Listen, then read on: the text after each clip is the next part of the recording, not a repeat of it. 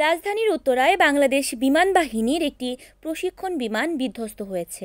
এ ঘটনায় এখন পর্যন্ত ২৭ জন নিহত এবং আগুনে দগ্ধ অনেকে জাতীয় বার্ন ও প্লাস্টিক সার্জারি ইনস্টিটিউট সহ একাধিক হাসপাতালে ভর্তি রয়েছেন। এ ঘটনায় মন কাঁদছে দেশবাসীর, শোক জানিয়েছে সাকিব আল হাসান।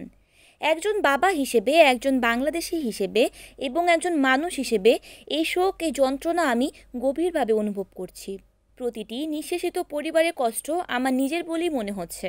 আসুন আমরা সবাই মিলে নিহতর আত্মার শান্তি কামনা করি এবং আহতদের সুস্থতার জন্য প্রার্থনা করি। এ কঠিন সময় আমরা যেন একে অন্যের পাশে দাঁড়াই।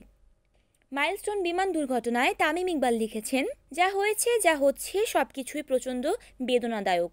আমাদের হৃদয় ভেঙে যাচ্ছে, আমরা বিধ্বস্ত।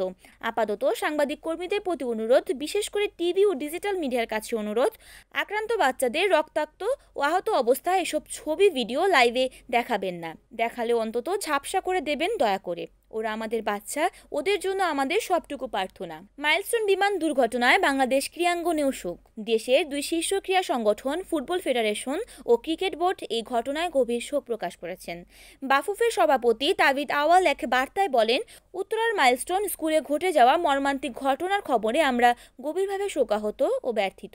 এই শোকের মুহূর্তে আমরা নিহত ও আহতদের পরিবারের সকল সদস্য এবং বাংলাদেশ বিমান বাহিনীর সদস্যদের প্রতি গভীর সমবেদনা ও সংহতি প্রকাশ করছি। Aruni Akter, NN TV.